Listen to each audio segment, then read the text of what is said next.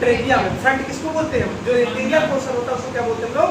Front बोलते हैं। अगर पोस्टीरियर हिस्से की बात करें तो सर्वाइकल के पास 5, 6, 7 और जो thoracic होता है वहाँ 1 पे हमारा जो थायराइड ग्लैंड होती है क्या होती है?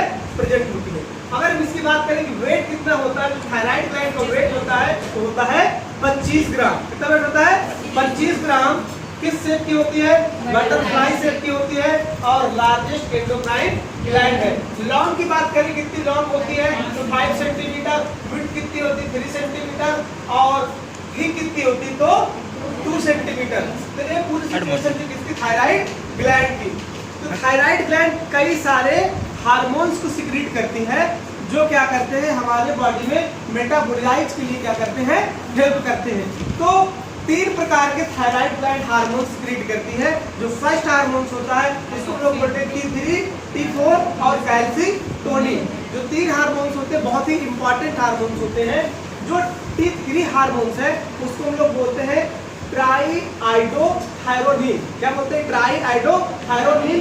और जो T4 होता है उसको हम लोग बोलते हैं थायरॉक्सिन। और एक हार्मोन होता है जिसको हम बोलते हैं कैल्सिटोनिन। तो जब भी ये सिक्रीशन होता है इसके सिक्रीशन में अगर डिसबैलेंस होता है, मान लीजिए अगर थायराइड ग्लैंड में T3 और T4 हार्मोन्स का सिक्रीशन हाइपर हो जाए, बहुत ही अधिक सिक्रीशन होने लगे तो एक डिसीज कंडीशन होगी। और अगर इसका सिक्रीशन कम हो जाए तो एक डिसीज कंडीशन अलग से क्रिएट होगी। तो अगर इसका हाइपर सिक्रीशन बढ़ जाता है जिसको हम लोग बोलते हैं हाइपरथायरॉयडिज्म। क्या बोलते हैं? हाइपरथायरॉयडिज्म।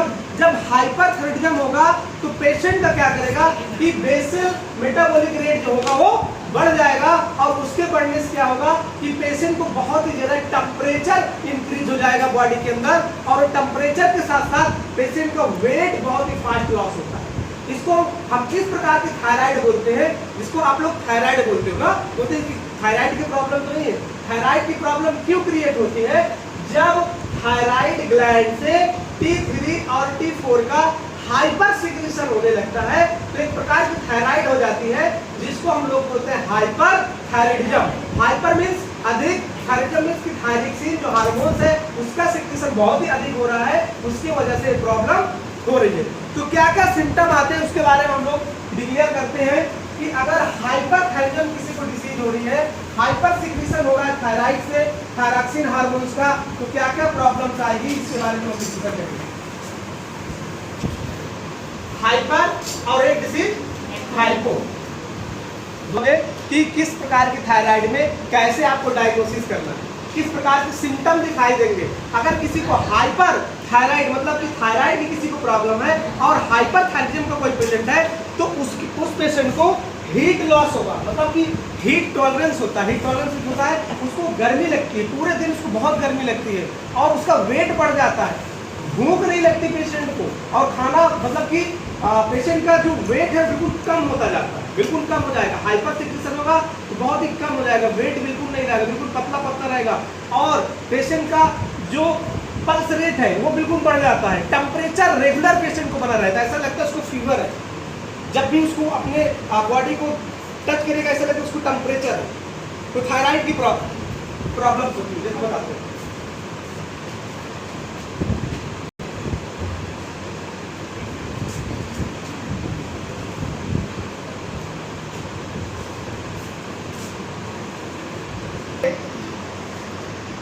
थायराइड ग्लैंड के पास हार्मोन जो सिक्रीट होते हैं, कहाँ सिक्रीट होते हैं? Follicular sales. थायराइड ग्लैंड में एक सेल्स होती है जिसका नाम होता है फॉलिकुलर सेल्स। वो क्या सिक्रीट करते हैं? T3, T4 और कैल्सिटोनिन।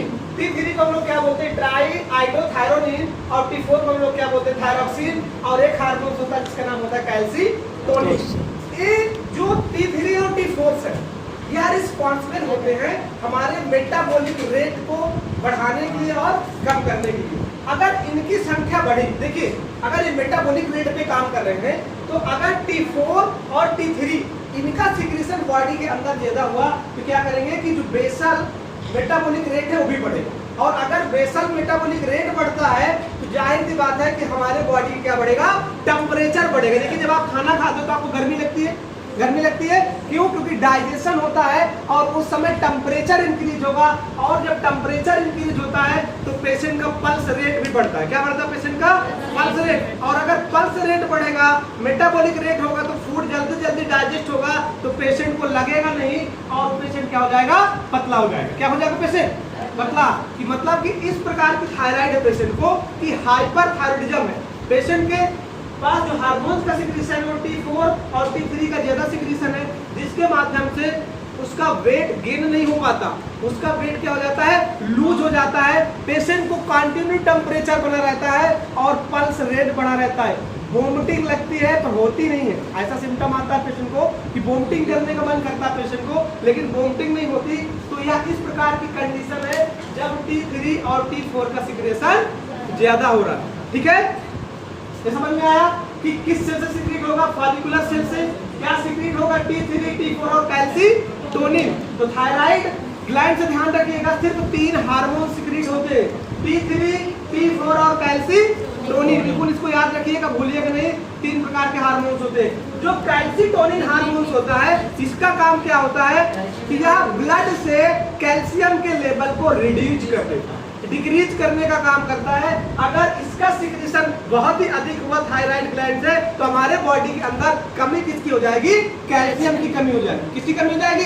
कैल्शियम की कमी हो जाएगी। और अगर एक कम हुआ तो कैल्शियम बढ़ जाएगा। क्या होगा? कैल्शियम बढ़ जाएगा। तो अभी तो इसकी सिक्रीशन ज्यादा हो रही है, जितना सिक्रीट होगा उतना क्या होगा? कैल्शियम कम होगा। ठीक है, ये चीज समझ में आ गई। आगे बढ़ा जाए, फिर डिसीज कंडीशन सॉल्व किया जाए। Yes sir. चेक करना होता है तो इन्हीं सारी चीजों को हम लोग चेकअप करवाते हैं ब्लड में कि T3 और T4 चेक करवा लो। अगर T3 T4 बढ़ा हुआ है तो उसको थायराइड की प्रॉब्लम है, और इस प्रकार के केसेस में पेशेंट का वेट नहीं बढ़ता, पेशेंट क्या रहता है? पतला रहता है। एक थायराइड क्या होता है कि इनकी संख्या कम हो जाती है और पेशेंट मोटा हो जाता है, स्वेलिंग आ जाती है पूरी बॉडी में, तो हम बोलते हैं कि मोटापा बढ़ रहा है। किस वजह से बढ़ रहा है? थायराइड की वजह से बढ़ रहा है। तो हाइपर सिक्रीशन हो रहा है। अगर हाँ देखो, नैनोग्राम डेसिलीटर, अगर इसके ऊपर है तो सिक्रीशन अधिक और इससे कम है तो सिक्रीशन कम। डिसीज कंडीशन चेंज हो जाएगी, बढ़ जाएगा तो हाइपर, घट गया तो हाइपो। जैसे हम लोग ब्लड प्रेशर लेते हैं ना, बीपी बढ़ जाती है तो हाइपरटेंशन, बीपी घट गई तो हाइपोटेंशन। तो यहाँ पे भी हम लोग देखेंगे इसको, पूरा क्लियर करना है इसको। क्या 3 से 4 की क्लास में वैल्यू में क्या लिखा है? पैराफॉलिकुलर सेल्स, नहीं वैल्यू, बीजी वैल्यू 10 पिकोग्राम per ml। हाँ, पीको लिखो साइड में, नीचे लिखो पीको। क्या करेगा? Reduce blood calcium level, Hindi में नहीं लिख सकती। कैल्शियम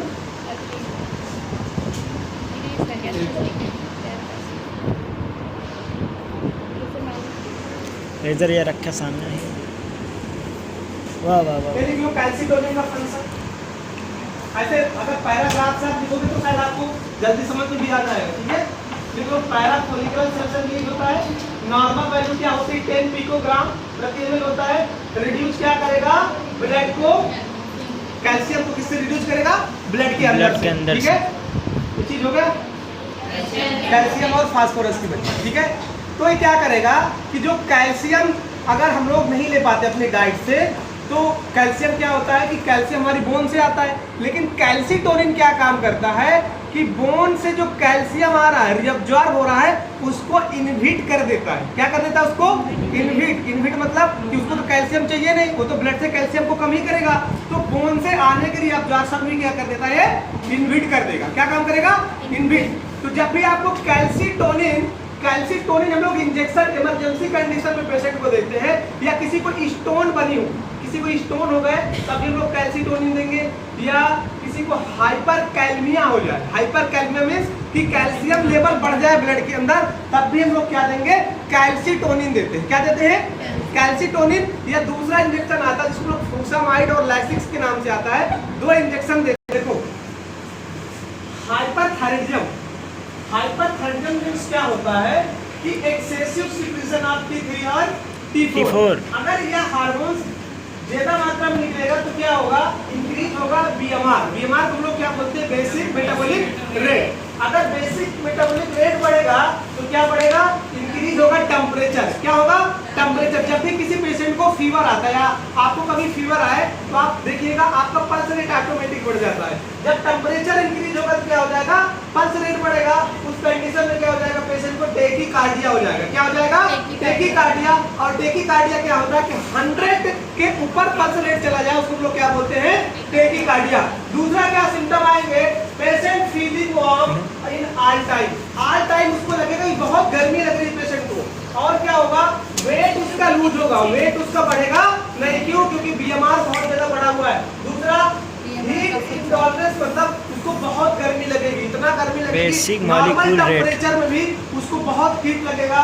और रिडक्शन इन पीएमसी, मतलब कि जो मेंस्ट्रुएशन पीरियड होता है वो भी क्या हो जाएगा, पेशेंट का कम हो जाएगा। तो थायराइड वाले केसेस में बहुत ज्यादा देखने को मिलता है कि मेंस्ट्रुएशन जो पीरियड होता है वो बिल्कुल कम हो जाता है। ठीक है, तो एक इसमें होगा हाइपरथायराइडिज्म में। और जब हम इसको हाइपो कर देंगे तो इसको बिल्कुल उल्टा हो जाएगा, मतलब वहां पे वेट बढ़ने लगेगा, वहां पे ब्रेडिकार्डिया हो जाएगा, वहां पे टेम्परेचर पेशेंट को कूलनेस लगने लगेगी, पेशेंट को ठंडा लगने लगेगा, मतलब गर्मी भी नहीं रहेगी तब भी पेशेंट क्या लगेगा, बहुत ठंडा। और अगर ठंडी का मौसम आ गया तो 2-3 रजाई में काम चलेगा कम से कम। ठीक है, कितना भी पहन लो ठंडी लगनी ही लगनी है, वो बिल्कुल चेंज हो जाएगा, ध्यान रखना। देखिए हाइपरथायराइडिज्म है, इसको याद रखिएगा कि थायराइड का ही रूप है, 2 रूप होते हैं थायराइड के। एक में क्या होता है, पेशेंट को वेट बढ़ता है, एक में पेशेंट का वेट घटता है। तो जब भी बढ़ रहा है इसमें पेशेंट का वेट घट रहा है। ठीक है, पेशेंट को बहुत गर्मी लगने वाली है, पेशेंट का पल्स रेट बढ़ गया, पेशेंट का टेम्परेचर बढ़ गया।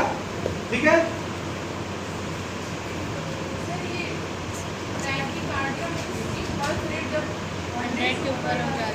हाँ क्या, तो ब्रेडिकार्डिया कब होगा, जब हाइपोथायराइडिज्म हो जाएगा, जब T3 T4 का सिक्रीशन कम हो जाएगा, उसके बाद सारी कंडीशन देखने को मिलेगी। आगे बढ़ाएंगे आपको।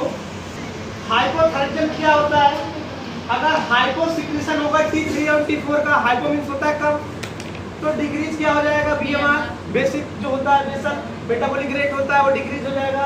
उसके बाद एक डिजीज हो जाएगी जिसको लोग माइक्रो एडिमा बोलते हैं। माइक्रो एडिमा में क्या होता है कि पेशेंट के हाथ और पैर, फेस में क्या हो जाती है, स्वेलिंग आ जाती है। मतलब आप देखेंगे जिसको ऐसी कंडीशन रहेगी जिसको बहुत ही अधिक थायराइड की प्रॉब्लम्स होती है, जिसमें हार्मोन्स बिल्कुल बनते नहीं है, तो पेशेंट को क्या हो जाता है, पैरों के पास, हाथों के पास बहुत ज़्यादा स्वेलिंग आ जाती है।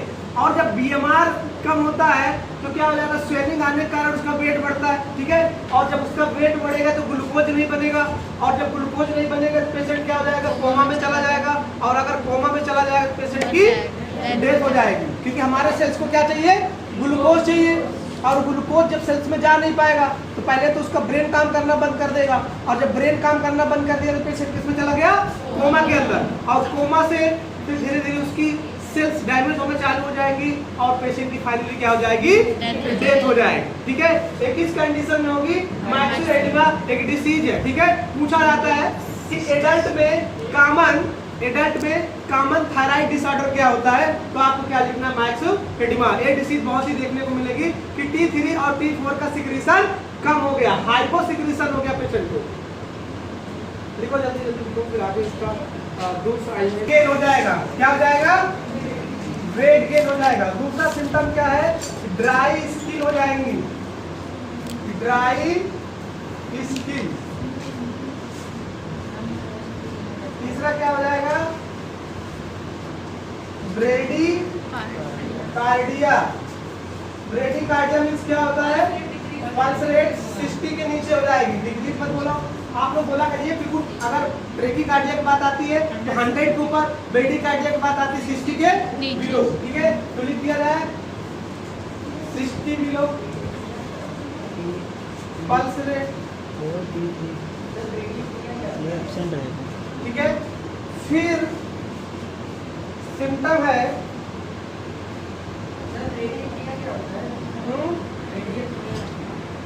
वो ब्रीथिंग से रिलेटेड है, ब्रीथिंग अपसेट हो जाती है पेशेंट को।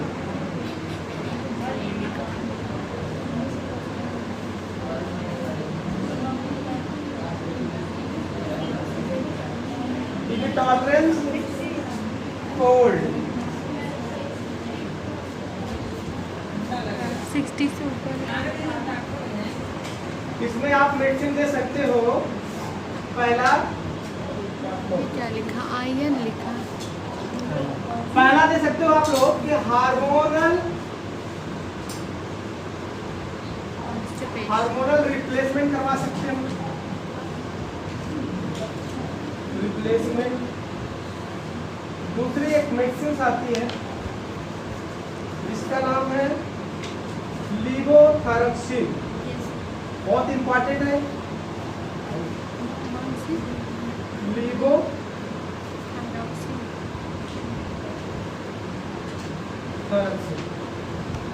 ये ड्रग्स दी जाती है पेशेंट को।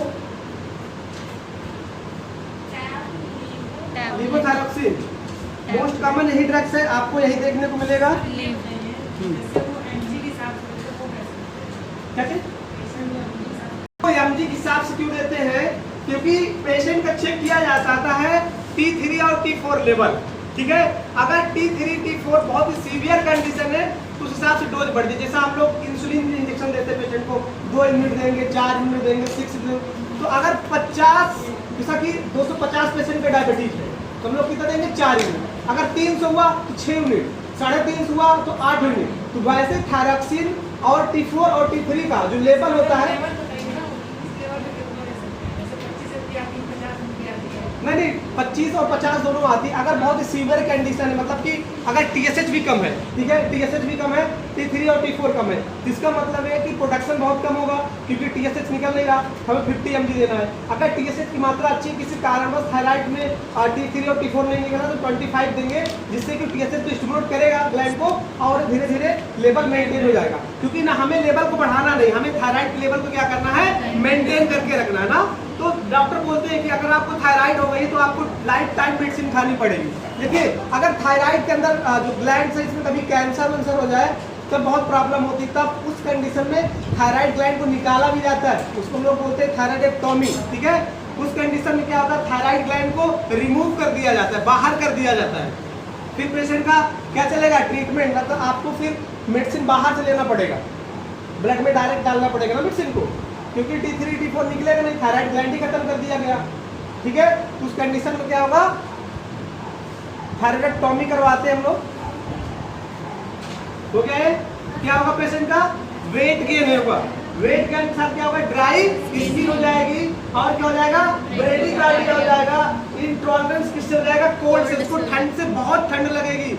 मतलब कि उस कंडीशन में अगर ऐसी कंडीशन पेशेंट को तो उसको हम लोग वार्म इन्वायरमेंट प्रोवाइड करते हैं पेशेंट को। वार्म इन्वायरमेंट मतलब गरम इन्वायरमेंट या गरम वायुमंडल उसको देते हैं कि उसकी बॉडी टेम्परेचर अच्छे से हो रह सके, ठीक है। दूसरा क्या है? कॉन्स्टिपेशन। कॉन्स्टिपेशन मीन्स क्या होता है? गैस बनना, पेशेंट का पेट नहीं साफ होना, ये सारी प्रॉब्लम थायराइड वाले पेशेंट को देखने को मिलेगी। अगर आपसे कोई आपको थायराइड का रिपोर्ट दिखाए, समझ जाइएगा अगर T3 T4 उसका बढ़ा हुआ है तो पेशेंट बड़ा पतला दिखेगा आपको। अगर उसका T3 T4 घटा हुआ तो पेशेंट क्या दिखेगा? मोटा दिखेगा। तो आप समझ जाइएगा कि किस प्रकार का थायराइड है, हाइपर है कि हाइपो है। फिर मेडिसिन बता दीजिएगा, लीजिए मेडिसिन, ठीक हो जाओगे। यही मेडिसिन चलती है, ठीक है। लीवोथैरेक्सिन कई इसका जो ब्रांड नेम है, केमिकल्स नेम यही है लीवोथैरेक्सिन, और कई प्रकार के ब्रांड इसका है, ठीक है। थायरोनिन के नाम से भी आती है, कई सारी मेडिसिन इसकी है थायराइड की ना। एंटी मेडिसिन देंगे, ठीक है। और अगर आपको कम है तो उसको बढ़ाने के लिए देंगे, ठीक है। अगर जब कोई चीज बढ़ा रहता है उसकी अगेन देते हैं ना, तो एंटी थायराइड देंगे मेडिसिन। अभी क्या देंगे? लीवोथैरेक्सिन, क्योंकि हमें T3 T4 के लेवल को बढ़ाना है, ठीक है। ये समझ में आया? थायराइड ग्लैंड समझ में आ गई? थायराइड ग्लैंड कितने प्रकार के हार्मोन सिक्रीट करती है? 3 प्रकार के। कौन कौन से? T3 T4 और कैल्शिटोनिन। अगर T3 T4 बढ़ जाएगा तो कौन सी डिसीज हो जाएगी? हाइपरथायराइडिज्म। हाइपरथायराइडिज्म में क्या सिम्टम आते हैं पेशेंट का? वेट लॉस होता है और क्या होगा? टेम्परेचर उसका इंक्रीज हो जाएगा और उसका पल्स रेट इंक्रीज हो जाएगा, ठीक है। और पेशेंट बिल्कुल पतला दुबला दिखने लगेगा, ठीक है। कमजोर भी हो सकता है पेशेंट क्योंकि उसका BMR रेट बढ़ जाएगा। और अगर कैल्शिटोनिन का लेवल बढ़ गया तो क्या हो जाएगा? कैल्शिटोनिन, अगर कैल्शिटोनिन का लेवल बढ़ गया तो क्या हो जाएगा पेशेंट को? पेशेंट को हो जाएगा टिटनस। क्या हो जाएगा? टिटाइनी होता है ना, टिटाइनिक डिसीज, मतलब कि पेशेंट के जबड़े ऐसे बिल्कुल हिलने जुलने लगेंगे, क्योंकि जो कैल्शियम का काम क्या है, इम्पल्सेस को जनरेट करता है, इम्पल्सेस को एक सेल से दूसरे सेल्स में पहुंचाता है, ठीक है। और अगर कैल्शियम का लेवल कम हो गया तो देखिए ऐसे, मतलब कि हाथ पैर बिल्कुल हिलने लगेंगे। आप किसी पेशेंट का ब्लड प्रेशर ले रहे हैं, ऐसे हिलने लगेगा, पेशेंट के यहाँ पे गड्ढे हो जाएंगे, बहुत सारी सिम्टम देखने को मिलेंगे आपको कैल्सीटोनिन के बढ़ने में, क्योंकि कैल्सीटोनिन बढ़ा तो उसने कैल्शियम के लेवल को क्या कर दिया, डिक्रीज कर दिया। किससे कर दिया, ब्लड से, क्योंकि सारे जो इलेक्ट्रोलाइट है कहाँ पे मिलते हैं, हमारे ब्लड में मिलते हैं। चाहे सोडियम ले लीजिए, चाहे कैल्शियम ले लीजिए, चाहे मैग्नीशियम ले लीजिए, क्लोरीन ले लीजिए, सारे इलेक्ट्रोलाइट है और किसके अंदर प्रेजेंट होते हैं, ब्लड के अंदर। तो देखिए ब्लड के अंदर क्या क्या कंटेंट होते हैं, इसीलिए ब्लड टेस्ट किया जाता है ना। आप किसी भी टेस्ट करवाना हो, ब्लड टेस्ट करना ही है, चाहे थायराइड करवा लो, चाहे ग्रोथ हार्मोन्स का टेस्ट करवा लो, सारे हार्मोन्स, क्योंकि हार्मोन्स कहाँ पे होंगे, ब्लड के अंदर। पहले बताया गया कि भैया हार्मोन्स रिलीज सिर्फ ब्लड के अंदर ही होते हैं। अब ब्लड के अंदर रिलीज होने के बाद जाते कहाँ पे हो, टारगेट सेल में। टारगेट सेल समझते हो क्या होता है, टारगेट सेल जहाँ उसको काम करना है। तो इनको काम करने के लिए ये किसी के साथ बाइंड भी तो होते हैं। किसके साथ बाइंड होते हैं, हाँ, रिसेप्टर। कौन से रिसेप्टर, सेल में कहाँ पे बाइंड होंगे, सेल में किसके साथ बाइंड होंगे, हार्मोन्स। सेल में हार्मोन्स किसके साथ बाइंड होते हैं, बताओ, ये तो बहुत इंपॉर्टेंट है।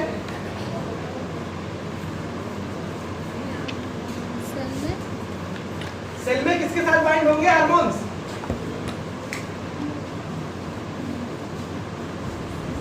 चलो, क्राइन ग्लैंड, एंडोक्राइन ग्लैंड क्या सिक्रीट करेंगे भैया, हार्मोन्स।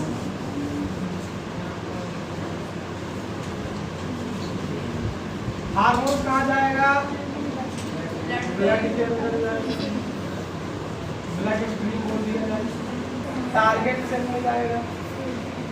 जो स्टेरॉइड हार्मोन्स है, जो हम लोग अभी पढ़ेंगे, इसमें नहीं पढ़ेंगे, आगे रिप्रोडक्टिव सिस्टम में हार्मोन्स पढ़ेंगे, फीमेल हार्मोन्स, ठीक है। जो फीमेल्स हार्मोन्स होते हैं, एस्ट्रोजन और प्रोजेस्टेरॉन, ये दोनों निकलते ब्लड के अंदर हैं। ब्लड में निकलने के बाद सेल के अंदर किससे बाइंड होते, जाके न्यूक्लियस से, तभी सेल डिवीजन आगे होता है, तभी फर्टिलाइजेशन का प्रोसेस पूरा होता है। अगर ये न्यूक्लियस के साथ बाइंड नहीं करेंगे, बोला जाता है ना न्यूक्लियस का काम क्या, सेल डिवीजन करने का काम करता है न्यूक्लियस, और न्यूक्लियस ही डीएनए बनाता है। तो डीएनए कब बनेगा, जब स्टेरॉइड हार्मोन्स न्यूक्लियस के साथ बाइंड करेंगे और वहीं पे अपना काम करेंगे। और जो सेल मेम्ब्रेन के साथ कौन बाइंड करते हैं, नॉन स्टेरॉइड हार्मोन। जितने भी नॉन स्टेरॉइड हार्मोन्स है वह सेल मेम्ब्रेन के साथ जाके बाइंड करेंगे, और बाइंड होने के बाद उसी सेल पे अपना पार्टिकुलर एक्शन करेंगे। तो हार्मोन दो जगह बाइंड होते हैं, जो नॉन स्टेरॉइड होंगे कहाँ बाइंड होंगे, वो सेल मेम्ब्रेन के पास, जो स्टेरॉइड हार्मोन होंगे कहाँ पे बाइंड करेंगे, वो न्यूक्लियस के पास। तो ध्यान रखना, एंडोक्राइन सिस्टम क्या निकालती है, हार्मोन्स। हार्मोन्स कहाँ जाता है, ब्लड में, ब्लड के बाद कहाँ पहुँचता है, टारगेट सेल में, और टारगेट सेल में जाने के बाद किससे बाइंड होता है, सेल मेम्ब्रेन से। सेल मेम्ब्रेन से वह हार्मोन्स बाइंड होगा जो नॉन स्टेरॉइड होगा, और जो न्यूक्लियस के साथ बाइंड करेगा वह हार्मोन्स क्या होगा, स्टेरॉइड हार्मोन होगा।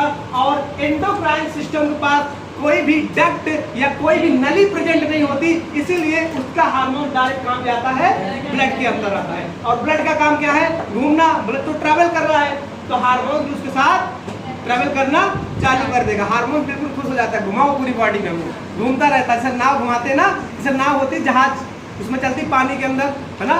तो ये समझिए कि ब्लड क्या है, एक नाव है, इसमें हार्मोन ऐसे घूम रहे हैं, बढ़िया खूब मौज मस्ती कर रहे हैं, घुमाओ पूरी बॉडी में, है ना। कितना मौका मिलता होगा, कभी आप लोग हार्मोन्स बनिएगा, ठीक है, अगले जन्म में घूमिएगा खूब बढ़िया ब्लड के अंदर।